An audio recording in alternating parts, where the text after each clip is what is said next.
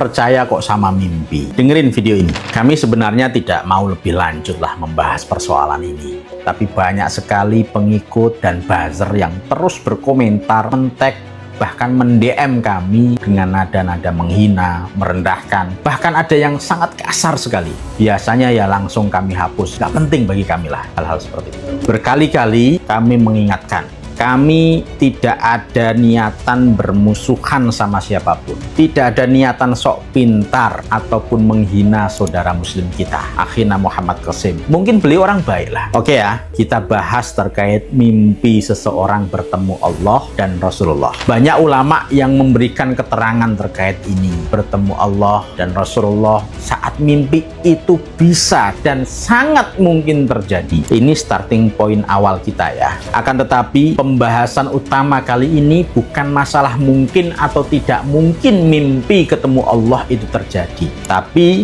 pembahasan kali ini soal bagaimana tata cara memberlakukan dan mengimplementasikan mimpi itu sendiri. Boleh tidak bagi kita percaya dan mengikutinya? Oke, kita coba rincikan kategorinya. Yang pertama, andai mimpi Muhammad Qasim itu sama dengan isi kandungan syariat di dalam Al-Quran, lalu apa fungsinya? Bukankah kita semua memang diperintah Allah untuk berpegang teguh dengan Al-Quran dan hadis melalui para ulama? Pengingat dan pemberi peringatan utama bagi kita ya dari kalamullah, kalamu Rasulullah, Al-Quran dan hadis, bukan mimpi seseorang. Jangan sampai mimpi seseorang malah memalingkan dari pegangan asli kita, Al-Quran dan hadis. Ya artinya kalau seperti ini, mimpi itu jadi tahsilul hasil, tidak penting. Yang kedua, andai mimpi itu merupakan syariat baru, ini jelas tidak boleh dipercayai oleh semua umat Islam.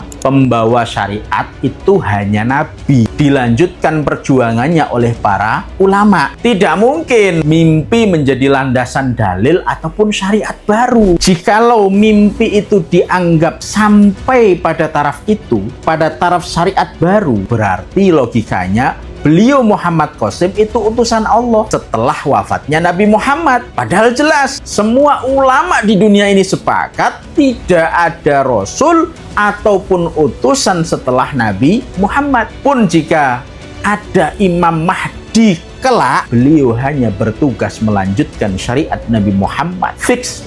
Jangan percaya mimpi orang-orang seperti itu. Yang ketiga, jika mimpi itu merupakan penafsiran baru, kami ulangi lagi ya, penafsiran baru di dalam syariat Islam, mari diuji bersama terlebih dahulu, sesuai atau tidak metodologinya di dalam pengambilan hukum Islam. Jangan sampai malah serampangan, semua dibilang syirik dengan hanya sekedar alasan pesan Allah melalui mimpi Muhammad Qasim. Ini kan konyol. Bagaimana membuktikan mimpi itu coba? Benar atau tidaknya? Logika sederhananya seperti inilah. Lebih kuat mana penafsiran ulama yang merupakan bentuk elaborasi dari periwayatan yang bersambung sampai dengan Rasulullah, juga metodologi istimbat pemahaman para ulama yang penuh kejelian dan membutuhkan pikiran yang mendalam serta komprehensif dibanding dengan tafsir dari mimpi dia yang mohon maaf hanya sekedar dengan cara tidur kemudian bermimpi. Ya enak bener beriman, nggak perlu belajar kalau gitu kan. Itu nanti mengambil hukum lewat mimpi semua ulama-ulama itu. Ya apa gunanya akal, apa gunanya Al-Quran, apa gunanya hadis. Dan terakhir, jika mimpi tersebut berseberangan dengan Al-Quran dan hadis, jelas harus ditolak. Semua ulama dari golongan apapun sepakat mengenai hal ini. Oke lah, kami tidak pernah mengingkari bahwa mimpi seseorang itu bisa saja benar. Baik muslim yang taat ataupun tidak taat, bahkan orang kafir sekalipun bisa diberikan ilham kebenaran dari Allah Subhanahu wa Ta'ala melalui mimpi. Tapi bagi orang lain, umatnya ataupun pengikutnya, jangan ditelan mentah-mentah dan harus benar-benar dipilah-pilih karena mimpi tidak bisa dibuktikan. Iya kan?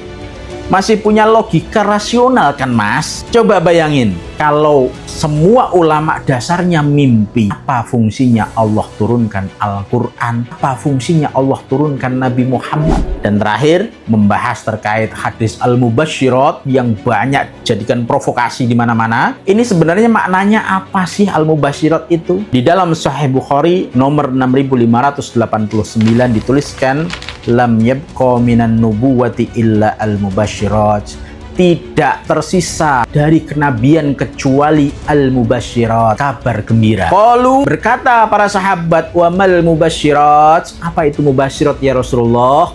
Qal, Rasulullah bersabda, ar-ru'ya as-salihah, mimpi yang baik. Nah, makna al-mubasyirat dijelaskan oleh Imam Ibnu Hajar di dalam Fathul Bari, syarah daripada Sahih Al-Bukhari. Makna al-mubasyirat tidak mungkin dimaknai seperti wahyu yang diberikan Allah kepada Rasulullah, kepada nabinya, tetapi maknanya bisa diartikan sebagai ilham. Mimpi di dalam bentuk wahyu itu termasuk bagian dari mukjizat yang khusus bagi Nabi. Sedangkan manusia seperti kita biasa ini, ya tidak mungkin diberikan mukjizat dari Allah Subhanahu wa Ta'ala. Mukjizat itu istilah khusus untuk Nabi, dan sudah tidak ada Nabi lagi setelah Nabi Muhammad. Oke lah, tak kasih contoh sederhana makna al-mubasyirat yang sesungguhnya ya.